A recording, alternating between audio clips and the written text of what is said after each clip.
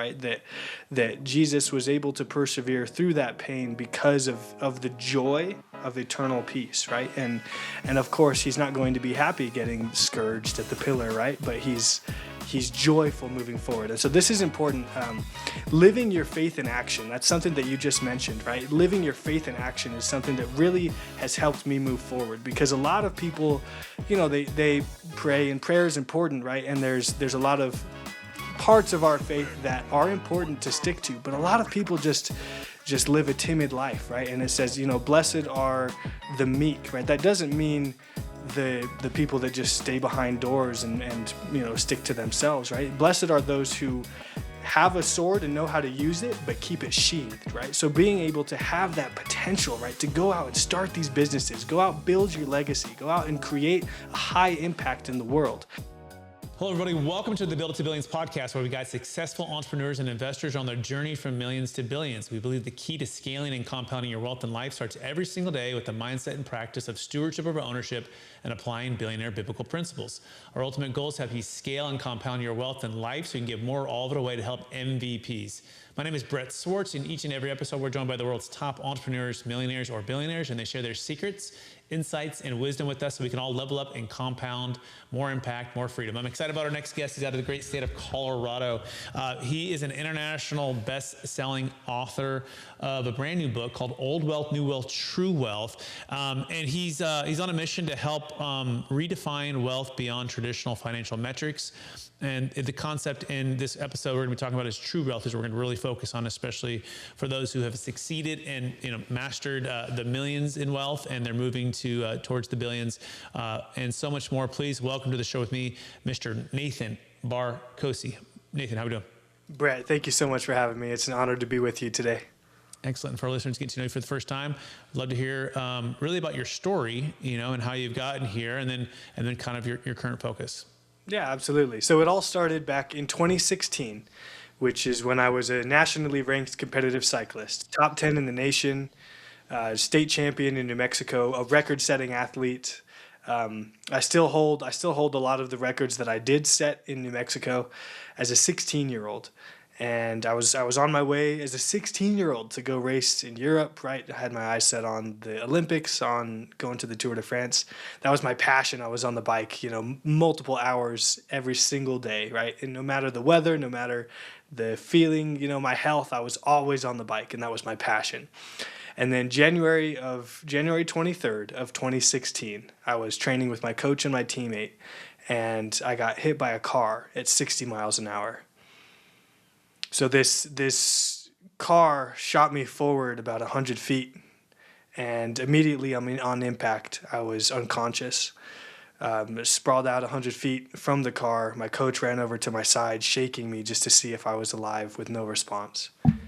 And I actually died on the scene. The officer that came to the side of the scene reported it as a fatality. And so by God's grace, I was in a coma for 2 weeks, and by God's grace, I opened my eyes again 2 weeks later, paralyzed, right? So I was a nationally ranked cyclist who could not move. And so, really what shifts in your mind when all that happens, right, is what truly holds value. What really holds value. It's the power of our next breath, right? The power of today, because tomorrow is never promised, right? So we need to take advantage of today, take advantage of the current moment, because tomorrow is never promised. So that's really been my mindset moving forward. It's how I've been able to build my businesses. And Brett, I'm really excited to be on this podcast with you, because I'm in the midst of scaling, right? I just wrote this book with Sharon Lecter, who's the one who wrote Rich Dad Poor Dad, and we're really redefining wealth for a new generation. I'm in the midst of scaling my multifamily real estate portfolio. I have started several businesses, so I'm excited to dive into this more with you. Moving from millionaire to billionaire on this podcast, right? Absolutely. Hey, but first of all, praise God that you're alive, and praise God He's healed you, and praise God that you weren't. The coma, you came out of the coma, right? And so, couple things that come to mind, and actually 2025 was my word of the year from the Lord. He gave me was urgency, or just time. And what helped me to stay in that mindset, and this is what I want to follow up with this question for you since the accident, was a practice of listening to Billy Graham on a 5-minute kind of a clip of a sermon he did, I don't know, 30, 40 years ago. And he's talking about, it's about time, right? And he says in there, like, that time is short, right? What is your life, right? It's even a vapor that appears for a little while, then vanishes away. And that's helped me to keep a mindset of urgency. I have 5 kids, between 7 and 15. It's been, we've been married 16 years, my wife and I, building the business, going 100 miles an hour, all these things, right? But what's helped you stay since the accident with a mindset and practice of urgency and that time is short? Absolutely. That's a great question. I think this really goes to a lot of Napoleon Hill, right? It's very, very founded in our faith. I too am I'm a very Christian dad, right? I have a 2-year-old and a 5-month-old, two young boys. And my passion is to raise a family that will, right, grow the church and impact the world. And that is my true wealth, right? True wealth to me is eating a delicious steak dinner with my family around our dinner table every night, and being together, having that time, right? And so being able to create that freedom of time through multiple streams of income is how I've been able to establish true wealth for my family. And the key that has kept me moving forward is that faith, right? Because it's really, true wealth was really turning adversity into purpose, right? This is something that I'm really passionate about as well, is helping a generation that has lost purpose because they're just scrolling on their phone screens, right? Maybe they've lost that sense of purpose, or maybe the parents who have found themselves lost in their 9-to-5 jobs, right? They lose their purpose, right? And the purpose is to create true wealth for their legacy, for their multi-generational lines that they're establishing. And so this is so important, because a life that feels good without anyone else's approval, right? That's what we're really chasing, right? And so, I mean, that is definitely what is the foundation of what kept me moving forward, was my faith, right? And we need to ensure that our faith is what brings us, forward on the next step. I've worked with a lot of millionaires, of course, and I have a handful, about 5 billionaires that I've worked with. And it's so interesting to me that you achieve such a high level of success, but they too have lost their understanding of true wealth because they lose faith, right? They lose faith in what they hold to be true, what actually is their passion to move forward. And a lot of people lose their passion for true wealth just getting tied up in the money, right? Because true wealth isn't just counted in the dollars, right? That is a part of it, but it's counted in the person that you become and the life that allows you to live. Everyone was speaking with Mr. Nathan, and I'm going to spell his last name because it's a little bit more challenging. Barkocy, and you can learn more about him by going to his website, Nathan, Barkocy.com, and you can learn more about the pillars of wealth. Old Wealth, New Wealth, True Wealth is the book.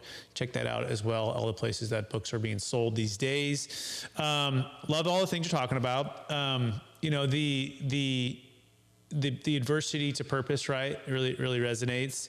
And, what's really interesting, right, is as a Christian, you study the Bible, but do you really start to get, I think, certain things, or start to really internalize them even more as you live through these adversities? Like, consider it pure joy, my brothers and sisters, whenever you face trials of many kinds, for it's an opportunity to persevere in your faith and be complete, not lacking anything. So you've gone through one of the biggest trials you can imagine, dying and coming back to life, right?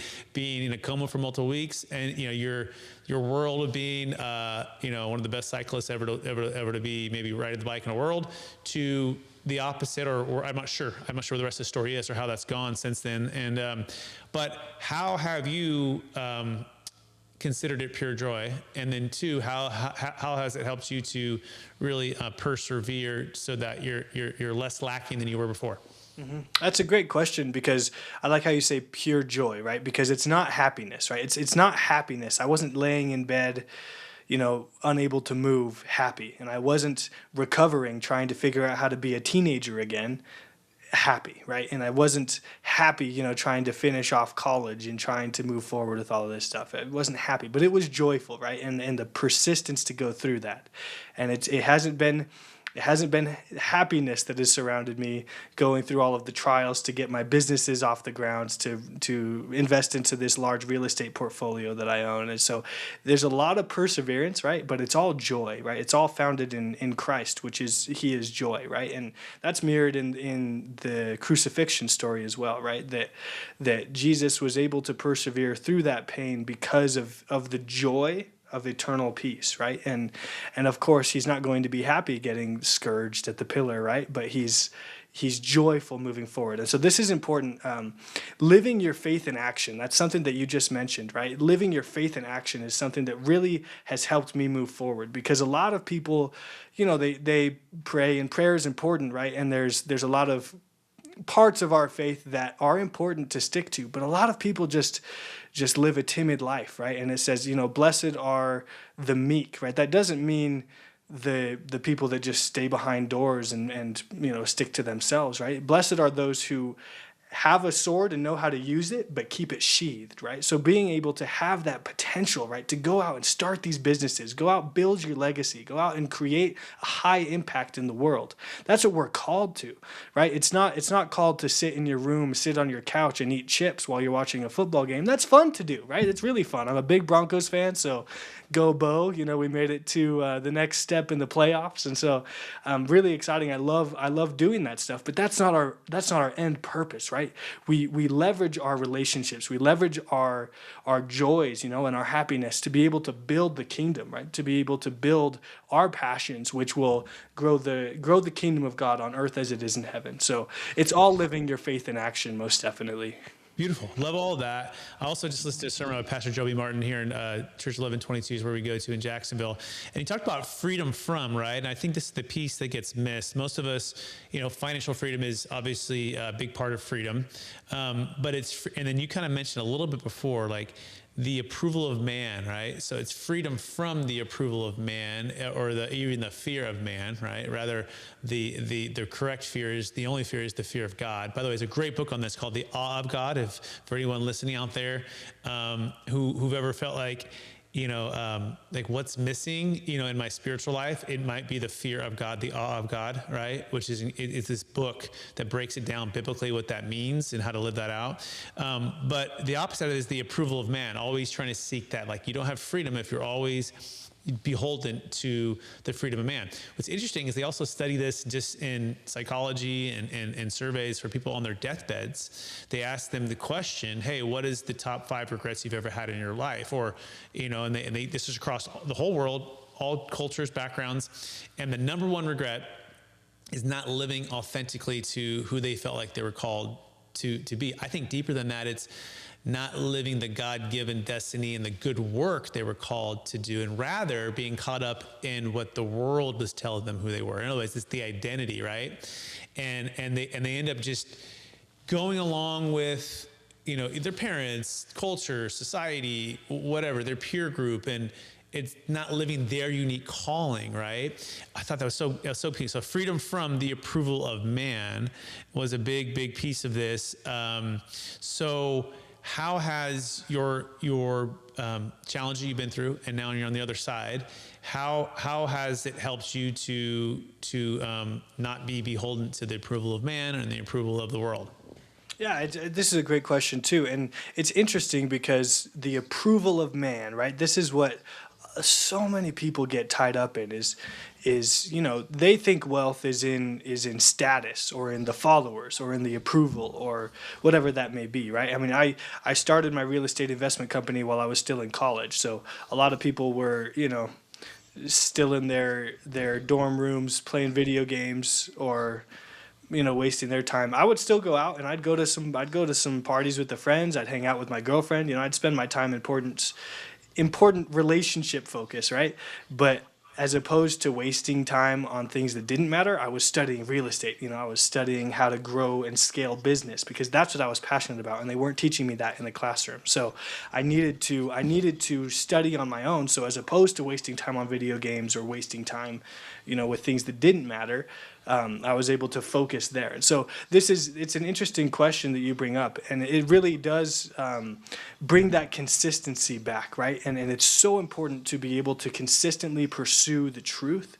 And that's I mean, made evident in all of the business, consistency that you build and the relationships that you establish. The number one most important thing that you can do is establish a network around you with people that are where you want to be, right? Because if you're able to follow in their footsteps, if you're able to gain wisdom through their mentorship, that's how you're able to scale your businesses and create that life that you truly desire to create, which is true wealth, right? It's that freedom of time. And those are the most important dollars that I've ever spent, right? Are dollars that have gotten me into the same room as, as my mentor, Sharon Lechter and Ken McElroy and Russell Gray, and working with all these people that that is my network now, right? Those are the most important dollars I've ever spent, because it's gotten me to this level to be able to think the same as them and gain their wisdom. There's such a big difference between wisdom and knowledge, right? And so being able to gain that wisdom and leverage that so that I can move forward on the establishment of my businesses and the creation of true wealth for myself and my family.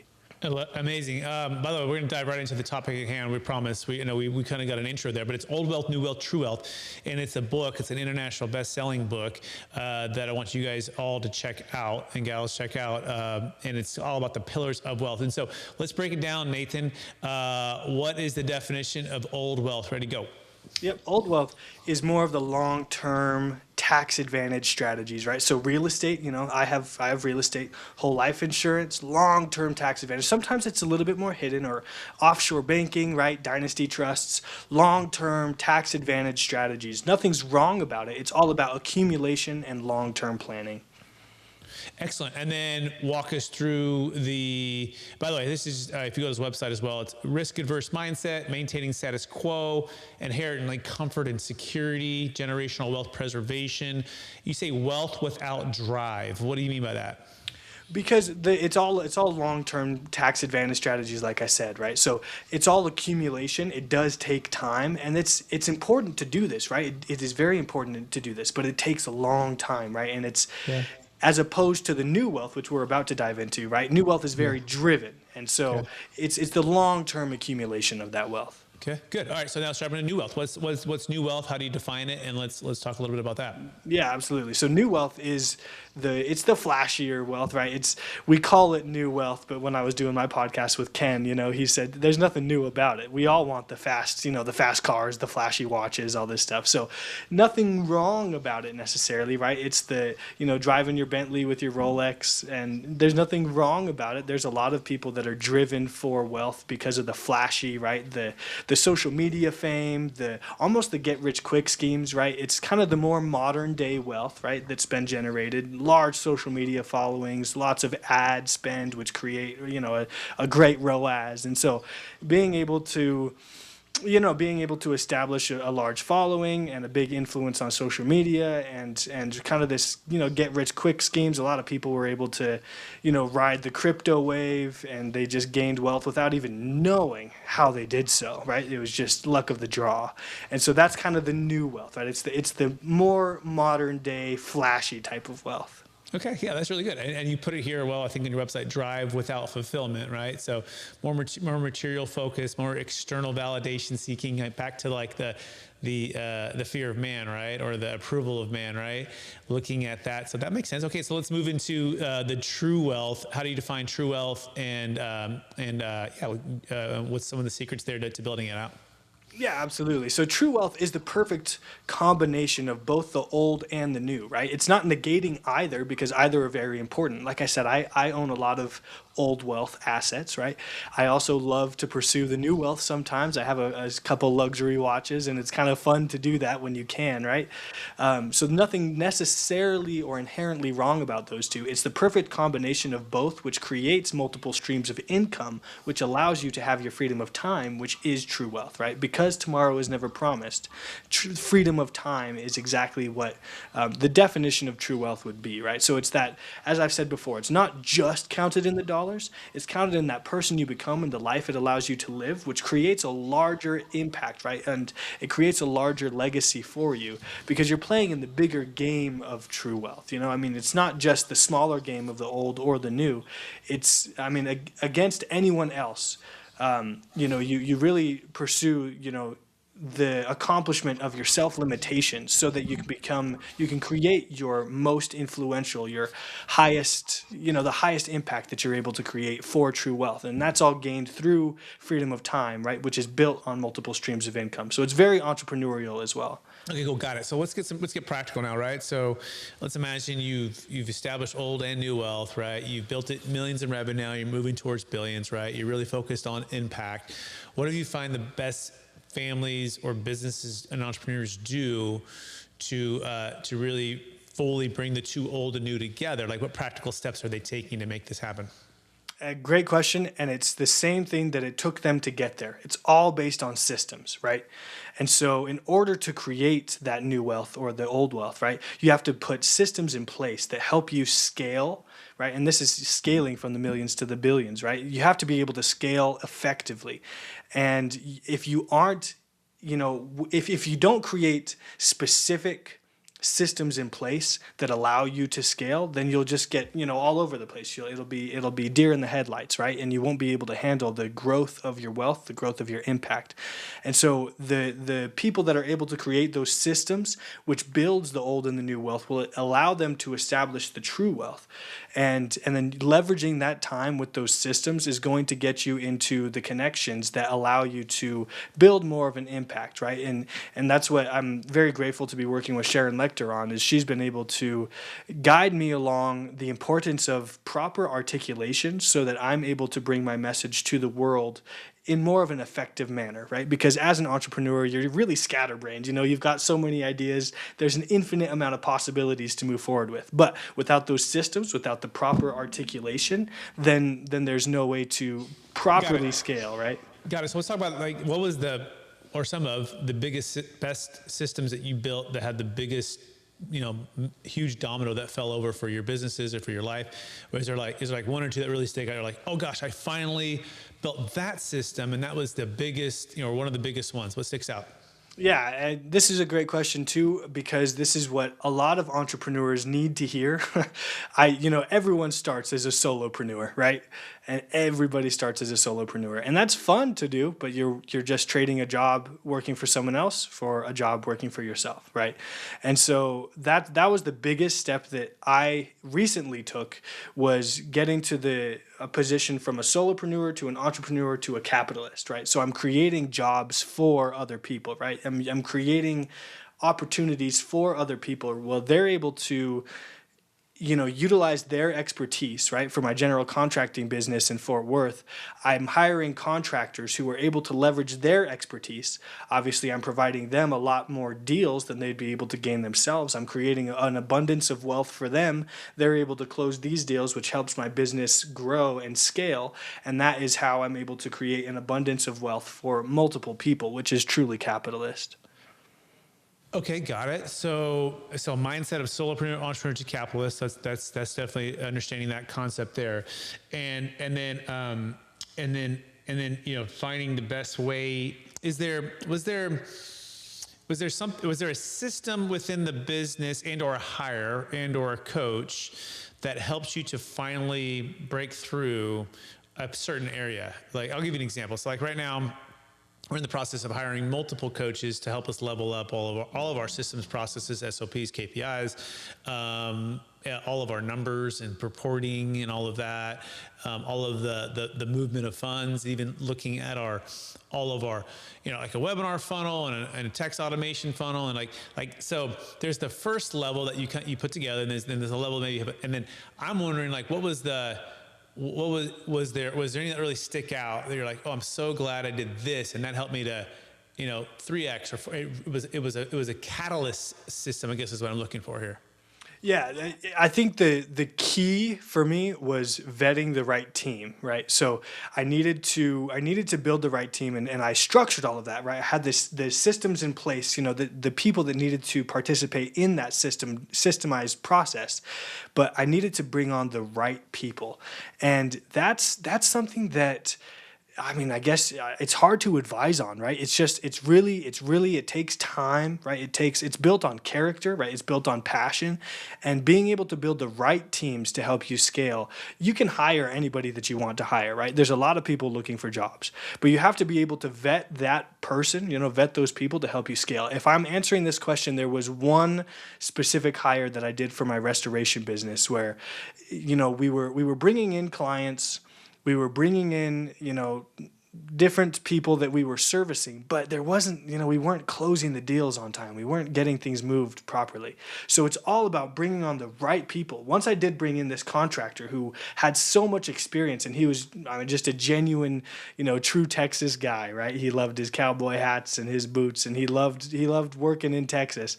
Yeah, and he's been doing this for many years, right? His experience, his expertise. Once I brought him on board, and he's been able to, oversee all of the projects, provide some consulting as well as the expertise in the field. That's how we've been able to, skyrocket 5x, and be able to really scale quickly. And so it's really bringing on the right people, because those aren't found in every location. Excellent. Love it. Nathan Barkocy, everybody. You can learn more about him by going to nathanbarkocy.com, nathanbarkocy.com, and his book, Old Wealth, New Wealth, True Wealth, with Sharon Lechter as well. And check it out, international best-selling book. And so how are you helping people today? So besides the book, they go, hey, okay, great. I love the book. Love what you're doing. How do you help people? It looks like you maybe have some, you have maybe a mastermind, maybe a mentorship program. Walk us through a little bit of what it looks like to work with you. Yeah, absolutely. So right now, I'm passionate about mentoring proactive and aspiring entrepreneurs, just like myself, just like someone who's, whether it be a young person in college who just wants to do more, or whether it be a 50, 60-year-old who's just ready to get out of their job, they want to invest into their first real estate project. I'm passionate about helping those proactive and aspiring entrepreneurs shed mediocrity, regain ownership of their time, and really manifest their dreams in business. And so people are able to reach out to me through my website and set that up one-on-one. Those are obviously my highest clients that I'm working with.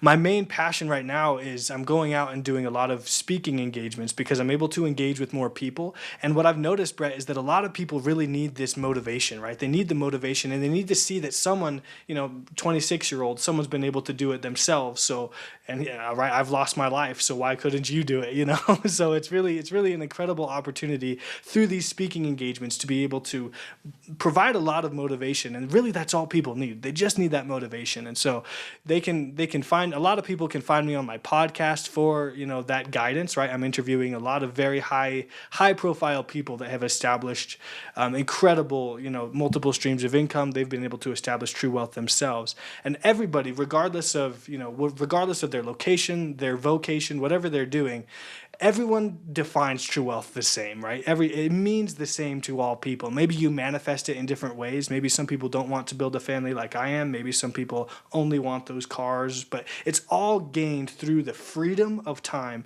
and the freedom of decision that is gained through true wealth. Excellent. And so I'm curious, is there any go-tos for helping people get really clear and intentional on their time management and their time, efficiency? Is there anything about that you've learned over the years from, and it's maybe in the book, or any hey, this is the top two things that I help people work through to really maximize their time and their planning? Yeah, absolutely. So this would be exactly where people go. If you go to nathanbarkocy.com, nathanbarkocy, BARKOCY.com, you'll be able to download my free blueprint to true wealth, right? So this is going to show you the 5 steps necessary to create a life of abundance and consistency, because that's all it takes, right? Is consistency. You need to have the mindset shift from scarcity to abundance, and then you have to have consistency. So that blueprint is going to be able to answer the question for all of your audience, of course, and then you can reach out to me personally from there, and I'll be able to walk you through it one by one. Excellent. Sounds great. You ready for the lightning round? Let's do it. All right. Knowing what you know now, if you go back to your 20-year-old self, what's the one gold nugget make sure to tell yourself to do? Be consistent, right? So it's sticking to that consistency. So make sure that you're leveraging your time not for pleasure, right? Not for the temporary satisfaction, but for greatness, right? For long-term greatness. Excellent. Question number 2, what are you most curious about right now? What I'm most curious about right now is how to more effectively scale. Like I told you, I'm in the process of scaling, but I'm really leveraging my network, like yourself, and like a lot of people that I'm on podcasts with and my mentors, on really figuring out how to scale more effectively so that my businesses can create more of an impact. Excellent. Next question. Maybe top AI tool that you're using day to day, and or one that you've seen recently that's really helpful. Yep, Perplexity AI is the one that I use specifically for real estate. Because I'm very established in the real estate sector, I utilize Perplexity AI on the daily. Excellent. So for your real estate, what are you investing in? You mentioned multifamily syndications. Is that what you guys are doing? Value add properties, bigger, better properties, Sunbelt states, or is it in Colorado? Where are you guys buying things these days? Because I know Colorado can be kind of tough with a lot of the rent control stuff I think they have going on, and a lot of challenges there. Yeah, so I'm not pursuing Colorado. I'll tell you that. I do invest in Texas. My whole real estate portfolio is in Texas. Okay. The main objective behind that is small development. I'm pursuing a small lot for a food truck park development, adding a lot of character to the neighborhood, and there's great walkability in this area. So I'm pursuing that project right now. Likewise, I'm doing the same sort of thing, right? Some fix and flips on some smaller condominium townhomes, and we're doing some buy and hold strategy with that as well. Awesome. And so are you bringing capital in, a GP/LP syndication type of model? Is that what you guys do? Yes. Cool. So here's a cool one I think it might help you. How do you guys unlock capital, right? Because most people raise capital for their specific project, but like the person says, Nathan, I'd love to be in your syndication, but either I can't 1031, and I know you have some bonus depreciation cost seg, but it might not be enough to offset, and I'm exiting my business, or my Bitcoin doesn't qualify for a 1031. So like, what strategies do you guys use? And I have one to offer you guys too, to see if it could help you guys out. But I'm curious, what are your best ways to unlock capital? That's a great question. This is something that I have learned recently. I've been working with Marcin Drodes in the M1 Real Capital team, and he's been helping me build what he calls the unfair advantage, right? So being able to build up your UFA, the unfair advantage, so that investors are always ready to write the check. It doesn't matter the type of deal it is. They just are ready to write the check because they trust in you and they believe in your unfair advantage. That's what I've been able to build right now. And specifically in the medical district where I'm investing in Fort Worth, we've built up a large network of high net worth physicians that need to place capital for tax purposes, right?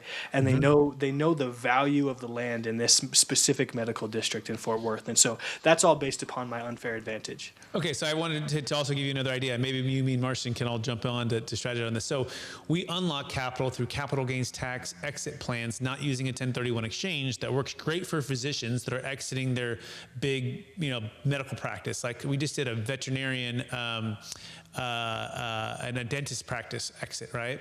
And one of them was in Oregon. It's like, over $10 million exit, and they had huge taxes. So instead of paying the taxes, they can defer the taxes. And then once they're in this trust, is the way we structure it, they can invest into passive, Reg D syndications, right?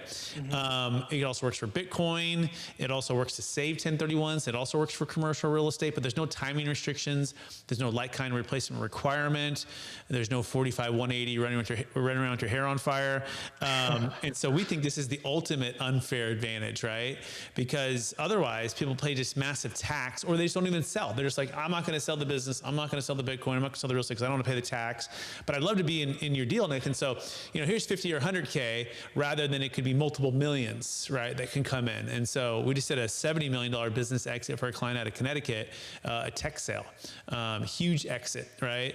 Massive tax implications. And so we call this unlocking capital. People want to learn more, by the way, you go to capitalgainstaxsolutions.com. It's capitalgainstaxsolutions.com. We also wrote a book on it called Building a Capital Gains Tax Exit Plan with Kevin Harrington from Shark Tank. So make sure you check all that out. Okay, so we'll keep going. I know that was kind of a side lightning round. We have a couple more and then we'll wrap it up. So how do you best stay ultra disciplined right, and ultra healthy, right? You came from probably the healthiest, strongest cyclist, right, at your age. Obviously, had to recover from all of the injuries, right? And then, so how do you now stay ultra focused and ultra healthy? And by the way, how are you riding bikes these days? What's going on? Yeah. So we're back to the systems, right? So because I'm working daily, constantly, I do this thing. It's called F3, and so the F3 is faith, or it's fitness, fellowship, and faith, right? Okay. And so every morning at 5:30 in the morning, the workout starts. It's always outside. It's it's peer led in a rotating fashion, and there's F3 groups throughout the nation. I got started in Fort Worth when I was living out there, and now it's across the nation, across the globe actually. So every morning, workout at 5:30 in the morning. We're done by 6:15. That means you can get your boot camp style, right, your militant workout done in the morning. And that builds up, strength and obviously a lot of cardio, especially in high elevation.